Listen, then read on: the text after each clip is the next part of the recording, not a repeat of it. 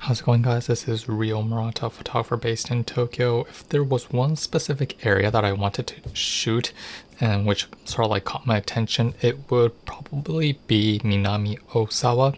If anyone who lives in Tokyo know what I'm talking about, Minami Oosawa is actually famous for its outlet mall or park, or I don't know what you guys call it, more like shopping district, actually selling outlet stuff, so at bargain prices.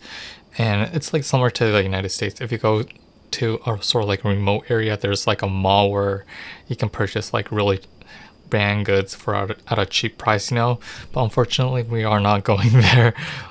And this caught my attention due to the fact that this what I call Minami Oosawa is actually located like roughly 1.5 hours away from downtown Tokyo, meaning that this area is specifically nature oriented. And if you guys know, if you go far away from downtown Tokyo, especially on the countryside, it becomes really like nature oriented, and I like those kinds of areas to shoot. Another thing that I forgot to like mention to you guys is that it's like really ironic because I actually shot this location before getting hospitalized. I think I talked about it in my previous video. I was hospitalized for like about a week or so. So before I was hospitalized, I actually shot this area, but during that time of period, like I think it was like 2-3 weeks or so, it was like raining, and it was like a terrible time to like shoot photos, unfortunately.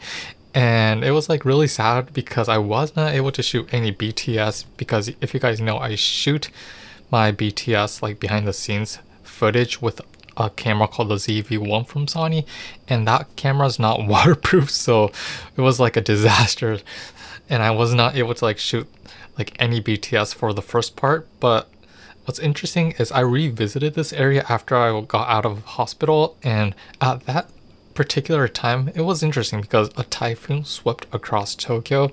And if you guys know about typhoons that come around Tokyo in Japan, like the next day after the typhoon passes, it's 100% is sunny out.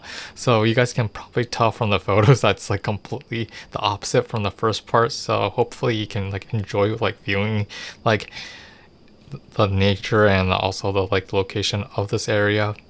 So I forgot to like mention beforehand that Minami Oosawa is actually famous for its university. There's actually a university called the Tokyo Metropolitan University, and I actually did not know about this, but it was like it was like right beside the outlet shopping mall district, and it was like an interesting location to like shoot. And I kind of like shifted gears and shooting around the campus, because you guys know throughout the world, university campus is like, it's deserted, and typically you guys know that university campus is supposed to be filled with like lots of students, aspiring people who just want to like meet up with new people and learn new things that might like help them in their career. And you guys know I dropped out of college, and at the same time, I've never been to a university in Japan, unfortunately. I actually went to a university in Canada, so that's actually where my English is also coming from, and I also lived in the United States.